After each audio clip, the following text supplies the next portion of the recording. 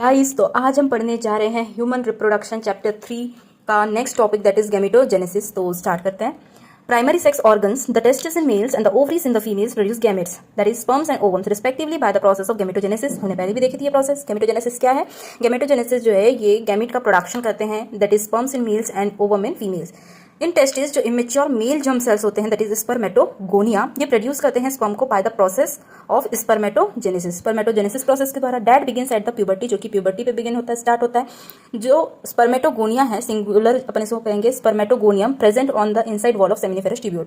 ये inside wall of seminiferous tubule में present होता है, मल्टीप्लाई होता है माइटोटिक डिवीजन, इक्वेशनल डिवीजन के द्वारा, और इंक्रीज होता है नंबर में। ईच स्पर्मेटोगोनियम जो है ये डिप्लॉइड होता है और कंटेन करता है 46 क्रोमोसोम्स को।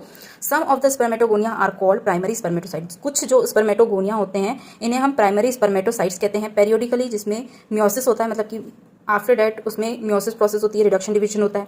अब primary spermatocyte completes the first meiotic division. जो प्राइमरी स्पर्मेटोसाइट है ये कंप्लीट करता है फर्स्ट म्योटिक डिवीजन को, रिडक्शन डिवीजन को, leading to the formation of 2 equal haploid cells, जो कि लीड करता है फॉर्मेशन ऑफ 2 हैप्लॉइड सेल्स को, that is called secondary spermatocyte, जिसको अपन सेकेंडरी स्पर्मेटोसाइट कहते हैं।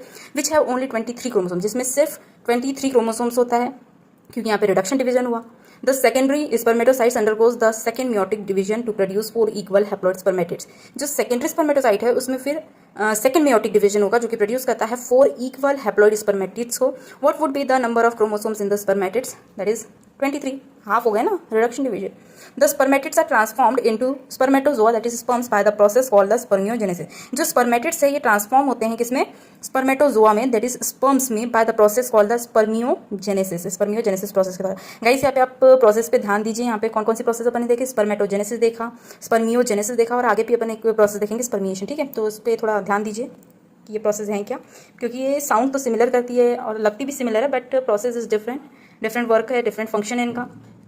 आफ्टर स्पर्मियोजेनेसिस स्पर्म का हेड एम्बेडेड हो जाता है किसमें? सर्टोली सेल्स में, and are finally released from the seminiferous tubule, और ये फाइनली रिलीज हो जाते हैं सेमिनिफेरस ट्यूब्यूल से by the process called the spermiation. कौन सी प्रोसेस? स्पर्मिएशन।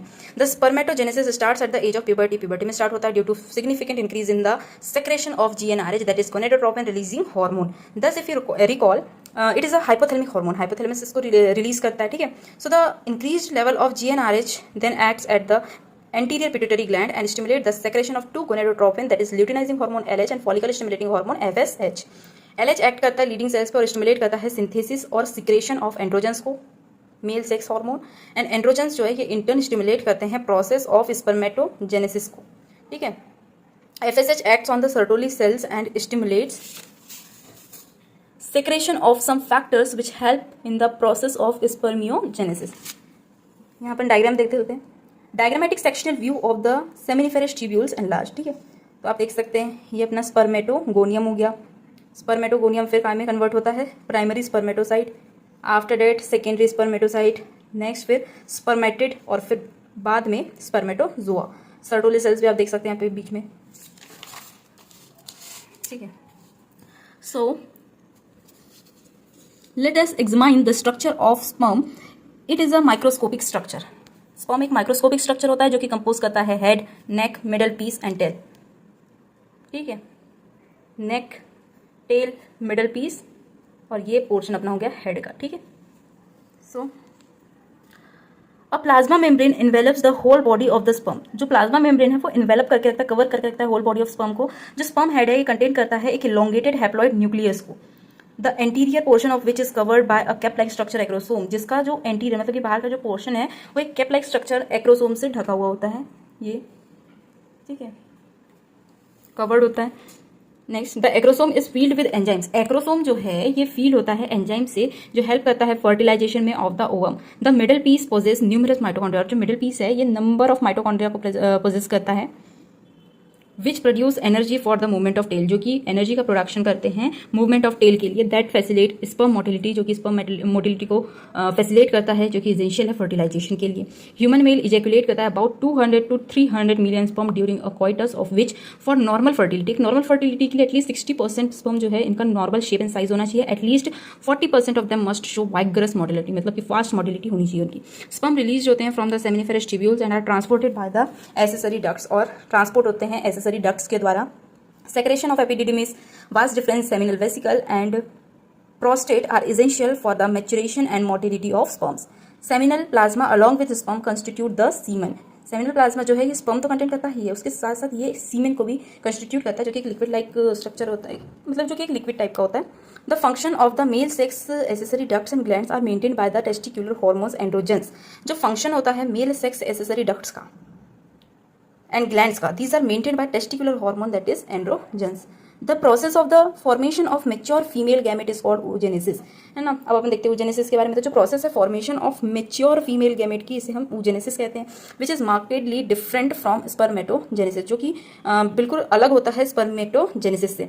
oogenesis जो है ये इनिशिएट होता है, स्टार्ट होता है ड्यूरिंग द एम्ब्रायनिक डेवलपमेंट, मतलब कि जब बेबी मदर के वुम्ब में होता है, जब एम्ब्रायो फॉर्म में होता है, तभी उसी दौरान oogenesis जो है वो स्टार्ट हो जाती है. ये आपका एमसीक्यूज में भी आ सकता है, आप इसे ध्यान से देखें, ध्यान से समझे. Stage when a couple of million gamete mother cells oogonia are form. ये वो स्टेज होती है जहाँ पे couple of million of gamete mother cell जो है oogonia ये फॉर्म होते हैं within each fetal ovary. No more oogonia are formed और एडेड आफ्टर बर्थ. बर्थ के बाद कोई भी oogonia फॉर्म या फिर ऐड नहीं होता है. The cells start division, cell जो है वो डिवीजन स्टार्ट कर देती है, एंटर इनटू द प्रोफेज 1, और प्रोफेज 1 में एंटर कर जाती है of the meiotic division and get temporarily arrested. और उसी सेल स्टेज में वो टेम्पररीली अरेस्ट हो जाती है उसी स्टेज पे, मतलब कि फर्दर उसमें सेल डिवीजन नहीं होता है, which is called primary oocyte. Each primary oocyte then get surrounded by a layer of granulosa cells. Each primary oocyte जो है फिर वो सराउंडेड होता है किससे, लेयर ऑफ ग्रेन्युलोसा सेल्स के द्वारा, and is called primary follicle. और इसको अपन क्या कहते हैं, primary follicle. A large number of this follicle degenerate during the phase from birth to puberty. Birth से लेके प्यूबर्टी आते तक बहुत से फॉलिकल जो है वो डीजेनरेट हो जाते हैं. Therefore at puberty only 60,000 to 80,000 primary follicles ही बचे रहते हैं ओवरी में. The primary follicles get surrounded by more layer of granulosa cell. जो प्राइमरी फॉलिकल्स होते हैं ये सराउंडेड होते हैं more layer of granulosa cell से, and new theca and are called secondary oocyte. और एक न्यू थीका के द्वारा, जिसको अपन सेकेंडरी फॉलिकल्स कहते हैं. The secondary follicle soon transform into the tertiary follicle. जो सेकेंडरी फॉलिकल है अब वो ट्रांसफॉर्म हो जाता है टर्शियरी फॉलिकल में, which is characterized by a fluid field cavity. जिसका कैरेक्टरिस्टिक क्या है कि वो एक फ्लूइड फील्ड कैविटी होती है, antrum. The theca layer is organize into an inner theca. और जो थेका लेयर है वो ऑर्गेनाइज हो जाती है इनर थेका इंटरना और आउटर थेका एक्सटर्ना में. It is important to draw your attention that it is at this stage that the primary oocyte within the tertiary follicle grows in size and completes the its first meiotic division. क्या बोल रहा है कि ये important है that इस stage पे that primary oocyte जो है with in the tertiary follicle में जाके ग्रो हो जाता है साइज में, और कंप्लीट कर लेता है अपने फर्स्ट म्योटिक डिवीजन को. It is an unequal division. ये एक अनइक्वल डिवीजन होता है resulting in the formation of large haploid secondary oocyte, जिसके रिजल्ट में अपने को लार्ज सेकेंडरी oocyte देखने को मिलता है, haploid secondary oocyte and tiny first polar body, एक छोटी सी पोलर बॉडी. ठीक है. The secondary oocyte retains bulk of the nutrient. जो सेकेंडरी oocyte है बल्क ऑफ न्यूट्रिएंट को रिटेन करता है रिच साइटोप्लाज्म को of the primary oocyte. Can think of any advantage for this. Does the first polar body born out of the first meiotic division divide further और degenerate. So let's see here. At present we are not very certain about this. अभी तो हम कुछ कह नहीं सकते हैं. The tertiary follicle further changes into mature follicle. जो टर्शियरी फॉलिकल है वो फर्दर मेच्योर होता है कौन से फॉलिकल में, ग्राफियन फॉलिकल में. जो टर्शियरी फॉलिकल है वो फर्दर चेंज होता है मेच्योर फॉलिकल या फिर ग्राफियन फॉलिकल में. जो सेकेंडरी oocyte है ये फॉर्म करता है न्यू मेम्ब्रेन को, जिसको अपन जोना पेलुसिडा कहते हैं, सराउंडिंग इट, जो कि इसको सराउंड करता है. ग्राफियन फॉलिकल जो है अब वो रप्चर हो जाएगा, रिलीज करेगा सेकेंडरी oocyte ओवम को from the ovary bye the process called the ovulation. अब जो ग्राफियन फॉलिकल है वो रप्चर होने लगेगा, रिलीज कर देगा सेकेंडरी oocyte को, दैट इज ओवम को, from the ovary bye the process of ovulation. So can you identify major difference between the spermatogenesis and oogenesis? Let's see. Diagrammatic representation of the spermatogenesis and oogenesis is given below. ये दिया है. अब आप यहाँ पे देख सकते हैं diagrammatic section view of ovary. ये कॉर्पस ल्यूटम हो गया, ये ओवम रिलीज ना, यहाँ से देखते हैं अपन पहले. ब्लड वेसल्स, प्राइमरी फॉलिकल का फॉर्मेशन हुआ. Next tertiary follicle showing antrum. Tertiary follicle का फॉर्मेशन हुआ, इसी में फिर बाद में क्या होता है, सेकेंडरी फॉलिकल का फॉर्मेशन, और फिर Graafian follicle, and after that ovum is released. ठीक है. सो अब अपन देखते हैं यहाँ पे स्पर्मेटोजेनेसिस. ठीक है. तो यहाँ पे क्रोमोसोम नंबर दे रखा है पर सेल. पहले कितने हैं 46, उसके बाद कितने हो जाते हैं हाफ. तो एट प्यूबर्टी स्पर्मेटोगोनिया जो है इसमें माइटोसिस डिफरेंशिएशन होगा. 2 है ना, पहले 1 से 2 बनेंगे, 2 से फिर 4 बनेगा, फिर प्राइमरी है ना 4 बने, प्राइमरी स्पर्मेटोसाइट का फॉर्मेशन हुआ, जो कि अभी भी इसमें कितने 46 ही क्रोमोसोम होंगे. फिर इसमें फर्स्ट म्योटिक डिवीजन होगा. ये जो है ये फर्दर डिवाइड करेगा, जिसमें से फिर फर्दर डिवाइड होगा. फर्स्ट म्योटिक डिवीजन होगा, सेकेंडरी स्पर्मेटोसाइट का फॉर्मेशन होगा. ये सेकेंडरी स्पर्मेटोसाइट का जो क्रोमोसोम नंबर कितना हो जाएगा, जस्ट हाफ 23 हो जाएगा. फिर सेकेंड म्योटिक डिवीजन देखने को मिलेगा अपने को, स्पर्मेटिड का फॉर्मेशन होगा, है ना, 1 से 4 बनेंगे, ऐसे ही फर्दर इनसे भी 4 बहुत सारे बनेंगे. फिर डिफरेंशिएशन होगा, स्पर्मेटोजोआ का फॉर्मेशन होगा. वहीं अपन oogenesis को देखें तो oogonia क्रोमोसोम नंबर, अभी क्रोमोसोम नंबर कितने हैं पर सेल पे 46। तो ओगोनिया में माइटोसिस डिफरेंशिएशन होगा, मतलब कि इक्वेशनल डिवीजन। ये इसमें ये फीटल लाइफ, मतलब कि अभी जब बेबी वुम्ब में है, मतलब कि जो गर्ल बेबी है वो वुम्ब में है, मदर की फीटल फॉर्म में है, तो उस टाइम पे अपन देख रहे हैं कि क्या क्या प्रोसेस हो रही है। तो ये ओगोनिया, उसमें माइटोसिस डिफरेंशिएशन होगा, प्राइमरी oocyte का फॉर्मेशन हो जाएगा, इससे 2 बनेंगे, 2 से फिर 4 बनेंगे, इस तरीके से।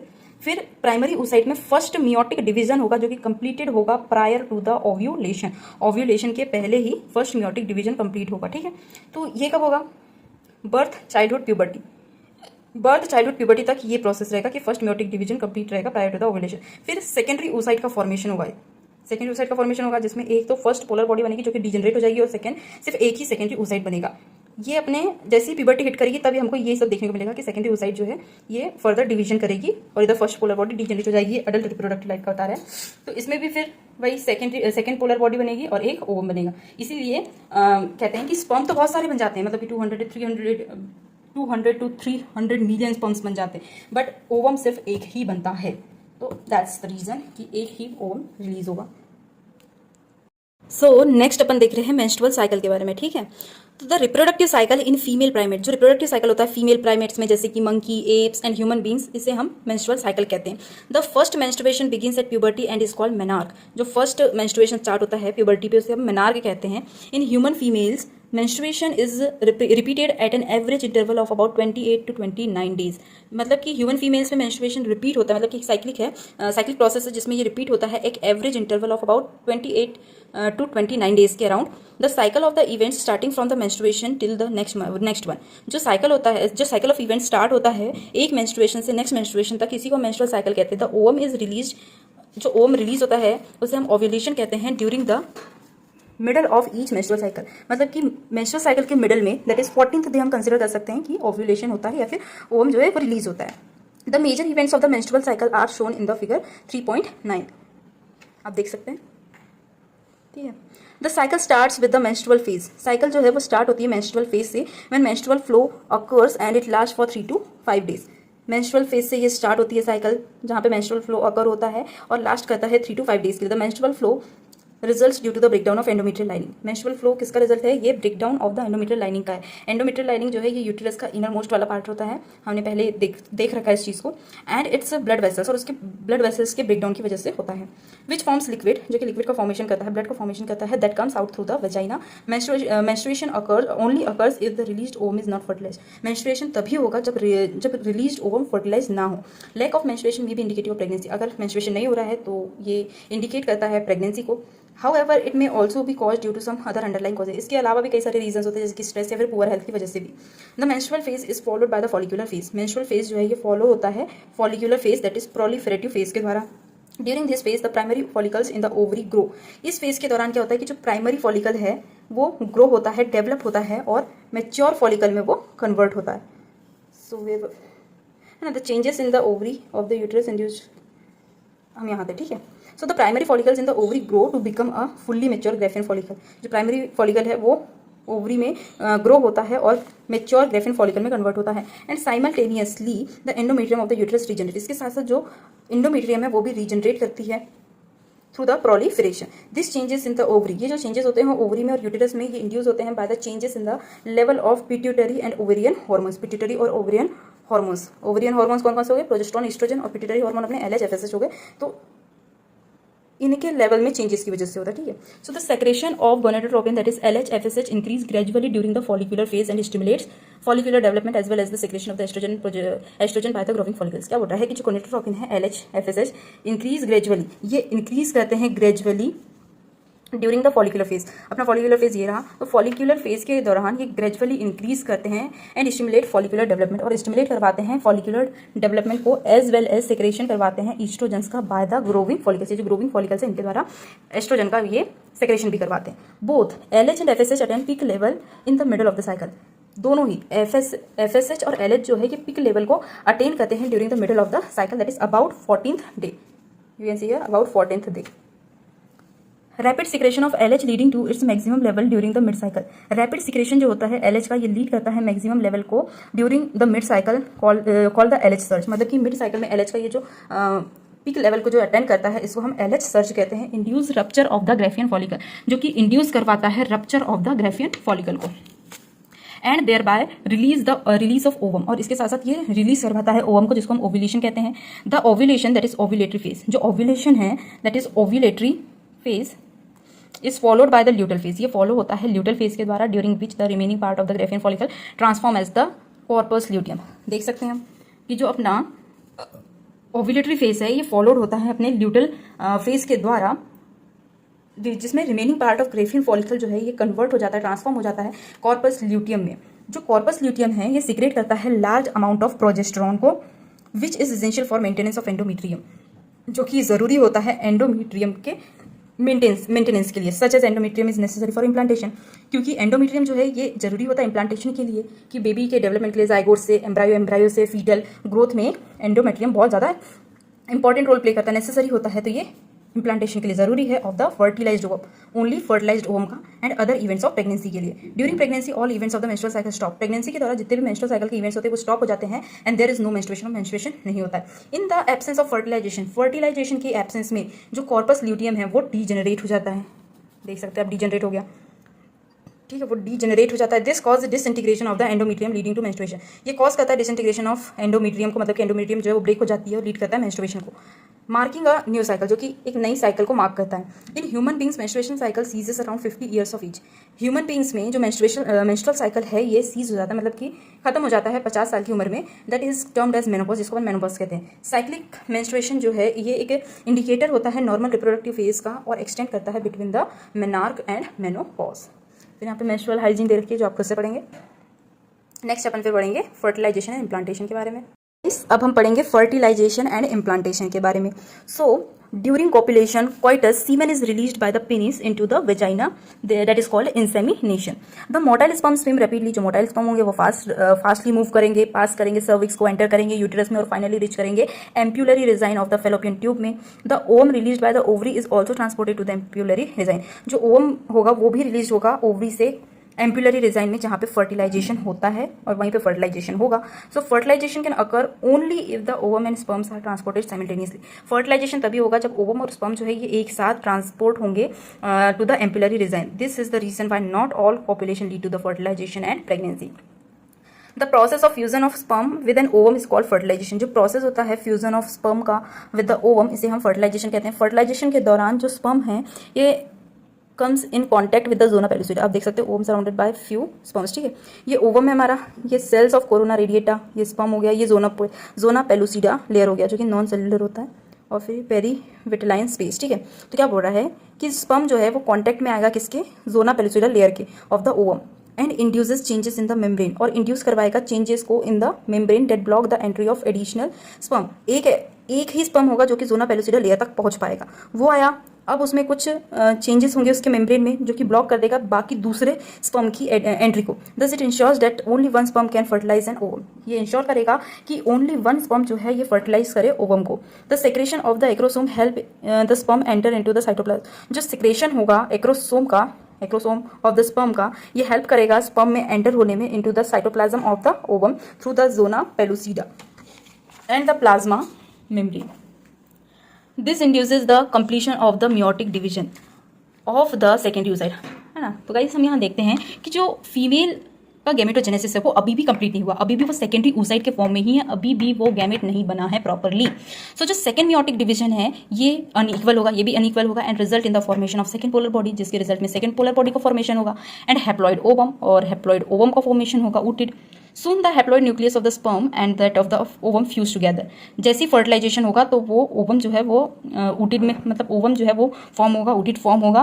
Soon the haploid nucleus of the sperm, और बहुत ही जल्द जो स्पर्म का हैप्लॉइड न्यूक्लियस है वो ओवम के साथ फ्यूज करेगा और डिप्लॉइड जाइगोट का फॉर्मेशन करेगा। How many chromosomes will be there in the zygote, zygote क्या होता है, डिप्लॉइड, तो उसमें कितने क्रोमोसोम होने चाहिए, मदर से 23, फादर से 23, that is 46 chromosomes. One has to remember that the sex of the baby has been decided at this stage itself, और ये भी याद रखना होगा कि जो सेक्स ऑफ बेबी है ये डिसाइड इसी स्टेज पे होता है। Let us see how. As you know, the chromosome pattern in the human female is XX and that in the male is XY. Therefore, all the haploid gametes ova, जितने भी haploid gametes है ova produced by the female that have the sex chromosome X, इनमें sex chromosome क्या होगा X. Whereas in the male gametes sperms, the sex chromosome would be either X or Y. Male में या तो x हो सकता है या तो वाई हो सकता है। Hence 50% of the sperm carry x chromosome, इसीलिए यहाँ पे 50% स्पर्म जो है वो कैरी करेंगे एक्स क्रोमोसोम को, वाइल अदर 50% जो है वो कैरी करेंगे वाई क्रोमोसोम को। After fusion of male and female gamete the zygote would carry either XX और XY depending on whether the sperm carrying x और वाई, है ना। तो इनमें दोनों में से कोई एक कैरी करेंगे, whether the sperm carrying X or Y fertilize the ovum. The zygote carrying XX would develop into the female baby and XY would form a male baby. You will learn more about the chromosomal pattern in chapter 5, okay? That is why scientifically it is correct to say that the sex of the baby is determined by the father and not by the mother. Next, the mitotic division starts as the zygote moves through the isthmus of the oviduct to the oviduct called cleavage towards the uterus. Mitotic division जो है यहाँ पे start होगा, zygote move करेगा isthmus of the oviduct से called cleavage towards the uterus and forms 2, 4, 8, 16 daughter cells called blastomere. The embryo with 8 to 16 blastomere is called morula. ठीक है, 8 to 16 blastomere वाला जो एम्ब्रायो है उसे हम मॉर्यूला कहेंगे। The morula continues to divide and transform into blastocyst. अब जो मॉर्यूला है वो डिवाइड होगा कंटिन्यू और ट्रांसफॉर्म हो जाएगा ब्लास्टोसिस्ट में, दैट इज 16 का डबल जस्ट 32 सेल स्टेज तक। As it moves further into the uterus the blastomere in the blastocyst are arranged into an outer layer called trophoblast. जो ब्लास्टोमियर है वो ब्लास्टोसिस्ट में अरेंज हो जाएगा into an outer layer called the trophoblast and an inner group of cells attach to the trophoblast called the inner cell mass. Trophoblast layer जो है it then gets attach to the endometrium, ये endometrium से attach हो जाएगा and the inner cell mass gets differentiated as the embryo, और जो inner cell मास है वो डिफरेंशिएट हो जाएगा एम्ब्रायो में।